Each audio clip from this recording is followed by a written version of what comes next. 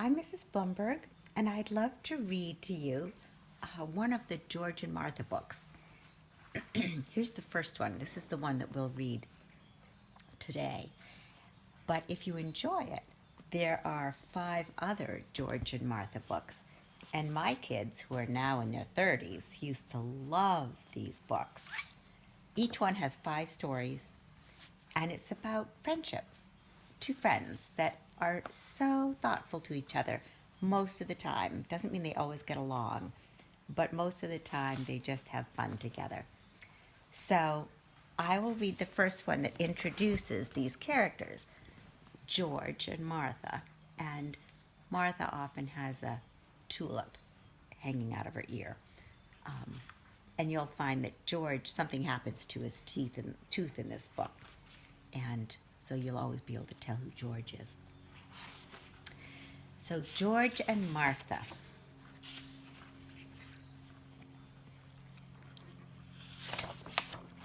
Five stories about 2 great friends. Story number 1, split pea soup. Look at Martha. It says, soup's on. Martha was very fond of making split pea soup. Sometimes she made it all day long.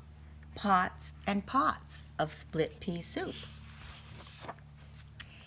If there was one thing that George was not fond of, it was split pea soup. As a matter of fact, George hated split pea soup more than anything else in the world. But it was so hard to tell Martha. Look at his face. Imagine what he's thinking with another bowl arriving. One day, after George had eaten 10 bowls of Martha's soup, he said to himself, I just can't stand another bowl, not even another spoonful. So while Martha was out in the kitchen, George carefully poured the rest of his soup into his loafers under the table. Now she will think I have eaten it. But Martha was watching from the kitchen. Sort of reminds me of slipping peas to my dog under the dining room table because I hated peas. Look at the 2 of them. How do you expect to walk home with your loafers full of split pea soup? She asked George. Oh dear, said George, you saw me. And why didn't you tell me that you hate my split pea soup? I didn't want to hurt your feelings, said George. That's silly, said Martha. Friends should always tell each other the truth. As a matter of fact, I don't like split pea soup much myself. I only like to make it. From now on, you'll never have to eat that awful soup again. What a relief, George sighed. Would you like some chocolate chip cookies instead? Asked Martha.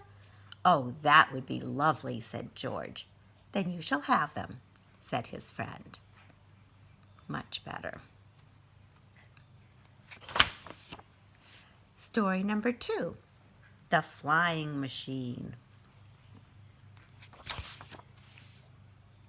Look at George. I'm going to be the first of my species to fly, said George. Then why aren't you flying? Asked Martha. It seems to me that you are still on the ground. You're right, said George. I don't seem to be going anywhere at all. Maybe the basket is too heavy, said Martha. Yes, said George. I think you're right again. Maybe if I climb out, the basket will be lighter. Look at her. I think she's saying tee-hee-hee. Oh dear, cried George. Now what have I done? There goes my flying machine. That's all right, said Martha. I would rather have you down here with me.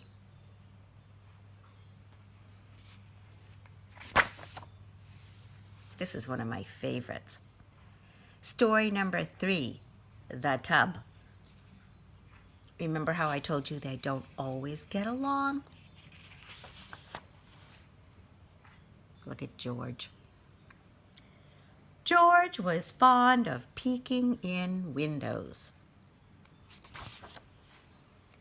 One day, George peeked in on Martha.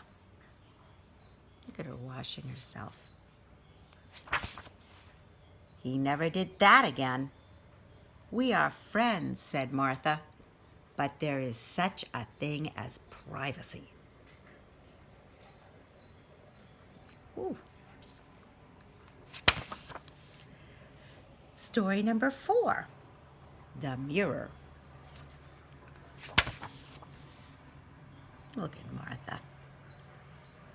How I love to look at myself in the mirror, said Martha. Every chance she got, Martha looked at herself in the mirror. Sometimes Martha even woke up during the night to look at herself. This is fun, she giggled.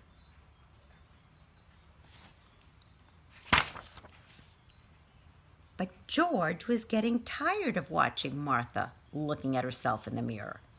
One day, George pasted a silly picture he had drawn of Martha onto the mirror. What a scare it gave Martha. Oh, dear, she cried. What has happened to me? That's what happens when you look at yourself too much in the mirror, said George. Then I won't do it ever again, said Martha. And she didn't.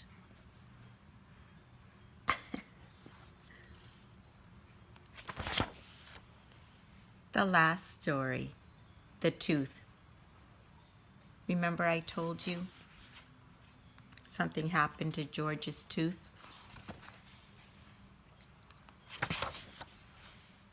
Oh, look at George. The flowers are flying, the hat's flying. One day when George was skating to Martha's house, he tripped and fell, and he broke off his right front tooth, his favorite tooth, too. Oh, look how sad he is. Martha's sad, too. When he got to Martha's, George cried his eyes out. Oh, dear me, he cried. I look so funny without my favorite tooth. There, there, said Martha.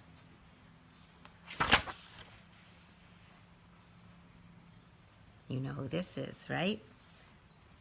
Buck McTooth, D.D., Doctor of Dentistry. The next day, George went to the dentist. The dentist replaced George's missing tooth with a lovely gold one.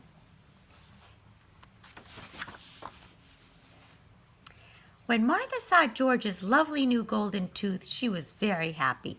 George, she exclaimed, you look so handsome and distinguished with your new tooth. And George was happy too. That's what friends are for, he said. They always look on the bright side, and they always know how to cheer you up. But they also tell you the truth, said Martha with a smile. So in all of the other George and Martha books, you'll know just who George is because he's always got that golden tooth. I hope you enjoyed this book. I really enjoyed reading to you. Bye.